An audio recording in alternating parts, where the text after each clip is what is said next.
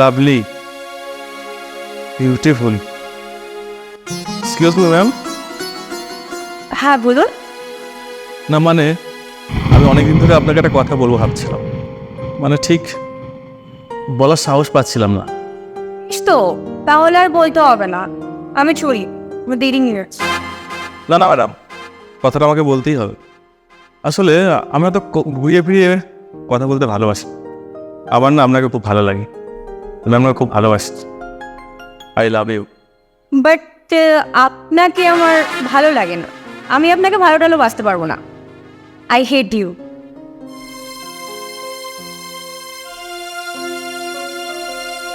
Darling, আমার নজর যখন তোমার ওপর পড়েছে, একবার হলেও তোমাকে আমার বিছানায় চাই। হ্যালো, হ্যাঁ কে বলছেন বলুন। ও আচ্ছা আচ্ছা আচ্ছা আচ্ছা আচ্ছা, হ্যাঁ বলুন আপনার জন্য আমি কি করতে পারি। এই ব্যাপার, না না এর জন্য আপনি কোনো চিন্তা করবেন না। আরে বাবা ধরে নিন আপনার মেয়ে কলেজে ভর্তি হয়ে গেছে, আমি কলেজে পা দেওয়ার সাথে সাথে ফিল আপ সিটও খালি হয়ে যায়। মনে রাখবেন আমার নাম মন্টু রানা। তবে একটা কথা, আমার অ্যাকাউন্ট নম্বরটা আমি পাঠিয়ে দেব, অ্যাকাউন্টে 5 লাখ টাকা পাঠিয়ে দেবেন, কেমন? ওকে ওকে। কি হলো, আবার কার ক্ষতি করতে যাচ্ছ? আরে না না, টাকা টাকা আনতে যাচ্ছি বুঝলে, টাকা।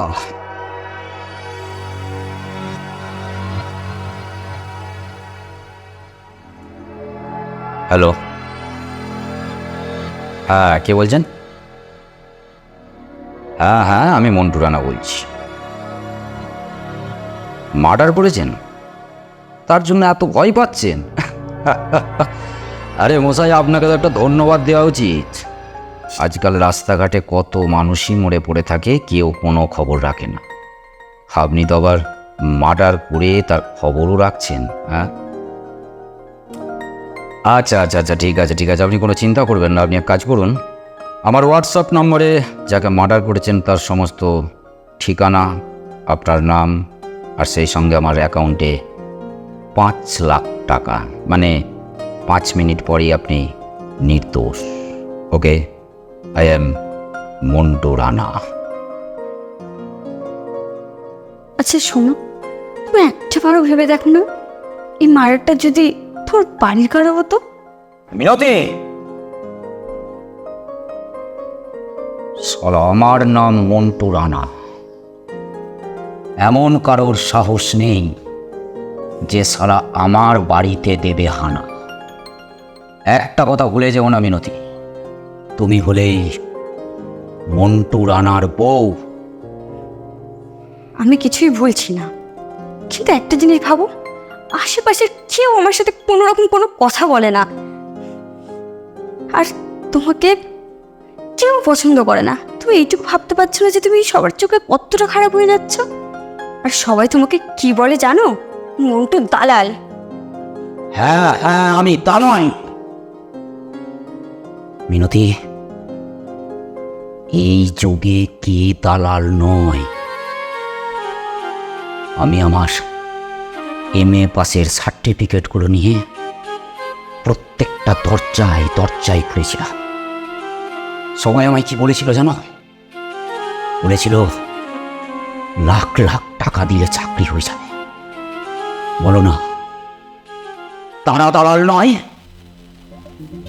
প্রত্যেকটা মানুষের জন্য কন্যাশ্রী, রূপশ্রী, বার্ধক্য ভাতা, বিবাহ ভাতা, সব সব আছে। তুমি সোজা পথে যাও, মাসের পর মাস, বছরের পর বছর কেটে যাবে। আর কিছু ঘুষ দিয়ে দাও, 1 সপ্তাহের মধ্যে তোমার টাকা তুমি পেয়ে যাবে। বলো না, তারা দালাল নয়?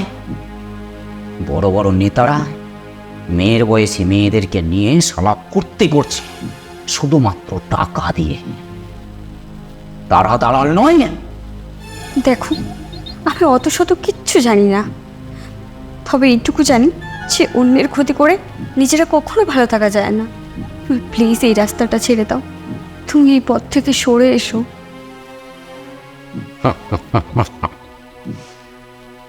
মিনতি, টুথপেস্টে পেস্ট বের করার পর যেমন আর তাকে ঢোকানো যায় না, ঠিক তেমন এই পথে পা রাখলে আর ফেরা যায় না। বাড়ি, গাড়ি, টাকা পয়সা, সোনা দানা, তোমার যা লাগবে তুমি বলতে পারো, কিন্তু এ কথাটা দ্বিতীয়বার বলো না। ওকে, আমি আসছি।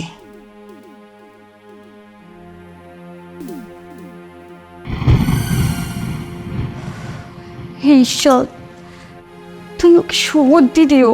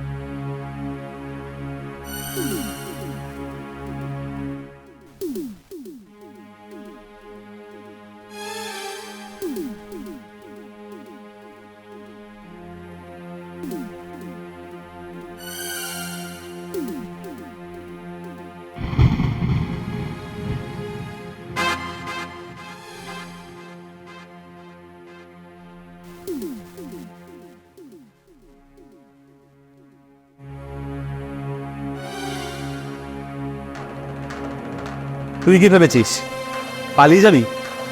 শোন, যার থেকে একবার আমার নজর যায় না, তার আমার হাত থেকে রেহাই হয় না। না, তুমি আমার কোনো ক্ষতি করতে পারবে না। তুমি জানো আমি কে? কেন রে? তুই কোন মিনিস্টারে নিয়ে? আমার নাম রাকেশ। আমি যেটা ভাবি সেটা করি সাকসেস, বুঝলি? চল চল চল চল চল চল। কি ভেবেছিস পালিয়ে যাবি? হ্যাঁ,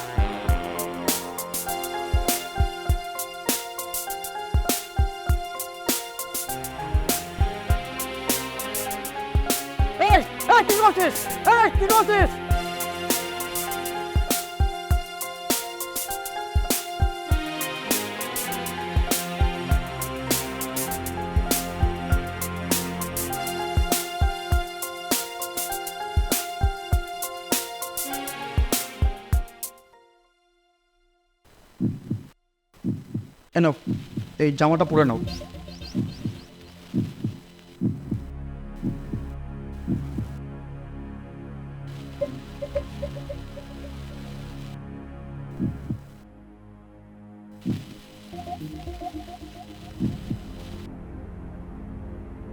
এবার বোন বলো তো, তোমার নাম কি আর তোমার বাড়ি কোথায়? আমি তোমাকে পৌঁছে দিচ্ছি।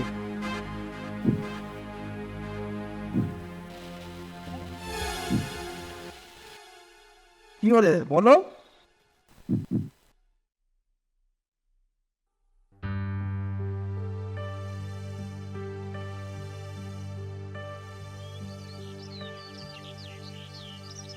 মিনতি, শোনো, আজ আমার বাড়ি যেতে একটু দেরি হবে, কেমন? হ্যাঁ, একটু কাজ আছে, তার জন্য দেরি হয়। ওকে। দাদা আমাকে বাঁচান দাদা, আমাকে ছাড়ুন। আমি নিশ্চয় বিপদে বিপদ? আরে তোদের মতন ছেলেরা বিপদে পড়বে, আমার কাছে আসবে, আর তার জন্যই তোমার এই বৈঠকখানায় বসে থাকা? হ্যাঁ, বল, কি নাম, বাড়ি কোথায়? অত বড় সময় নেই দাদা, আমাকে পুলিশ যে কোনো সময় অ্যারেস্ট করতে পারে। আমাকে বাঁচান দাদা, আমাকে বাঁচান, আমাকে বাঁচান প্লিজ দাদা, আমাকে বাঁচান।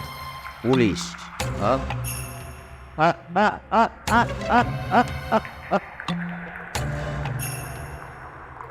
বলতো কেসটা কি? আমার কেসটা দাদা, ওই যে বড় গেস্ট হাউসটা আছে, ওই গেস্ট হাউসের বোধহয় বাগানটায় আমি একটা মেয়েকে ধর্ষণ করেছিল দাদা। ধর্ষণ?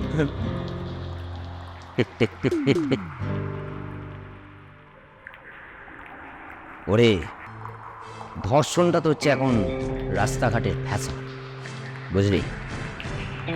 আমি যতদূর জানি এখন প্রত্যেকটা মানুষের কাছেই টিভি সিনেমার পরবর্তীতে ইউটিউব দেখাটা খুব সুন্দর একটা জায়গা। আর ইউটিউবে কাজ করার জন্য অনেক ছেলে মেয়েকেই অনেক ডাইরেক্টররা ডাকে। তখন কোনো একটা অভিনয় করার জন্য কোনো মেয়েকে যদি কোনো ডাইরেক্টর বলে যে একটা ছোট পোশাক পরতে, তখন সেই মেয়েরা বলে এ পোশাক আমরা পরব। অথচ সারা সেই মেয়েরা ঠিক ওই রকম ছোট ছোট পোশাক পরে রাস্তা দিয়ে তারা ঘুরতে বের। আর এই ওদের মতন ছেলেরা তখন নিজেদেরকে ঠিক না রাখতে পেরে সেই মেয়েদেরকে তখন তারা আর তখন সেই মেয়েরা চিৎকার করে বলে ওঠে, শালা আমাকে ধর্ষণ করেছে। আমি তোকে বলছি, এতে তোর কোনো দোষ নেই। যা। হ্যাঁ দাদা, কিন্তু সমস্যাটা হলো দাদা, ওই সময় একটা লোক আমাকে দর্শন করতে দেখে এখানে আর নিজের চিৎকার করে। আমার যতদূর ধারণা দাদা, লোকটা তখন পুলিশকে খবর দিয়ে দিয়েছে। ঠিক আছে, তুই যা। হ্যাঁ শোন, এই নে, এই কার্ডে রাখ। এতে আমার মোবাইল নম্বর, হোয়াটসঅ্যাপ নম্বর, অ্যাকাউন্ট নম্বর সব দেওয়া আছে। তুই তোর আর ওই মেয়েটার সব কিছু আমার হোয়াটসঅ্যাপে সেন্ড কর।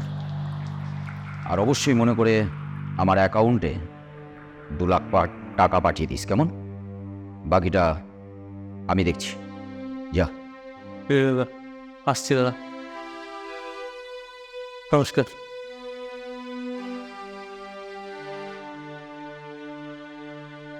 হ্যালো, কে? অফিসার মিস্টার বোস বলছেন? হ্যাঁ ঠিক ধরেছেন, আমি মন্টু রানা বলছি। শোনো অফিসার, আজ যদি কোনো মেয়ে ধর্ষণের ব্যাপারে কোনো রিপোর্ট লেখাতে যায়, বুঝতে পেরেছেন? Thank you. আরে না, কোনো চিন্তা করবেন না, ঠিক সময়ে আপনার অ্যাকাউন্টে আপনার টাকা পৌঁছে যাবে, কেমন? ওকে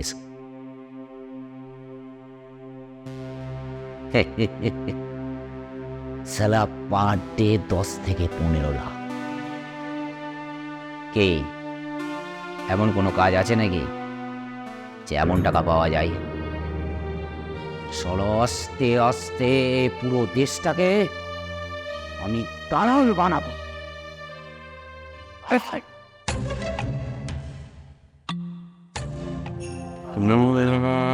টাকা চাই, বাঁচতে গেলে টাকা চাই, টাকা মাটি টাকা, ওসব কথা উড়ে যায়। মিনতি, মাই ডার্লিং, এই নাও আজ আমার তরফ থেকে তোমার জন্য উপহার। কোথায় ছিলে? কেন? আমি এখানে থাকি, মানে আমার বৈঠকখানে। একটা মেয়ের ইজ্জতের বিনিময়ে কত টাকা পেয়েছো? আর সেই টাকা দিয়ে তুমি আমার জন্য সোনার চেন কিনে এনেছো? ছি! মিনতি, আমি না তোমাকে বারবার একটা কথা বলেছি, আমার ব্যবসার ব্যাপারে তুমি কোনো কথা বলবে না। ব্যবসা? কোনো মানুষ খুন হয়ে গেলে সে খুনিকে বাঁচাবার জন্য টাকা নিয়ে দালালি করছো, সেটা তোমার কাছে ব্যবসা? কোনো মেয়েকে ধর্ষণ করার পরে সে ধর্ষণকারীকে বাঁচাবার জন্য টাকা নিচ্ছ, দালালি করছো, সেটা তোমার কাছে ব্যবসা? দুদিন পরে কেউ আমাকেও খুন করবে, সেখান থেকেও তুমি টাকা নেবে, সেটা তোমার কাছে ব্যবসা, তাই তো? আমাদের মেয়েটাও বড় হচ্ছে, কদিন পরে তাকেও কেউ ধর্ষণ করবে, তখনও তুমি টাকা দিয়ে দালালি করবে, সেটাই তোমার কাছে ব্যবসা, তাই তো? নদী,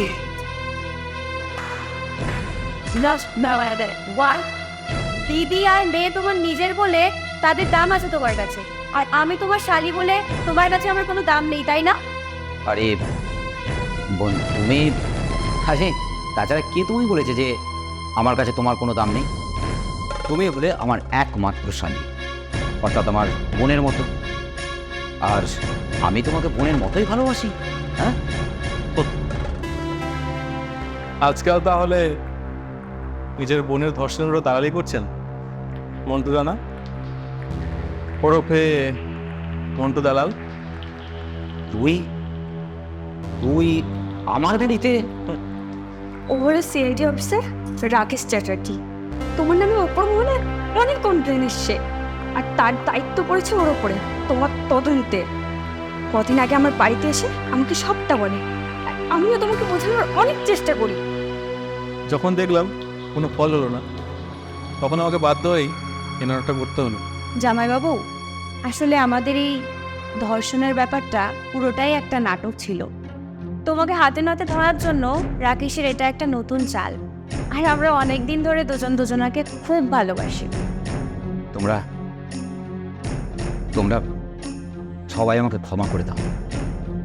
আজ আমি বুঝতে পেরেছি যে অন্যায়ভাবে টাকা রোজগার করে জীবনে কখনোই সুখী বা বড় হওয়া যায়। ওমা, তোমার মতো দালালকে ক্ষমা করবে? তোমার মতো দালালকে ক্ষমা করা যায় না। স্যার, ওকে নিয়ে যান। আমার ইচ্ছা না থাকলেও কিছু করার নেই, আমি ওকে থানায় নিয়ে যাচ্ছি। তবে আমি আপনাকে একটা কথা দিচ্ছি, আমি চেষ্টা করব ওনার যতটা সাজা কমানো যায় আমি তার চেষ্টা করব।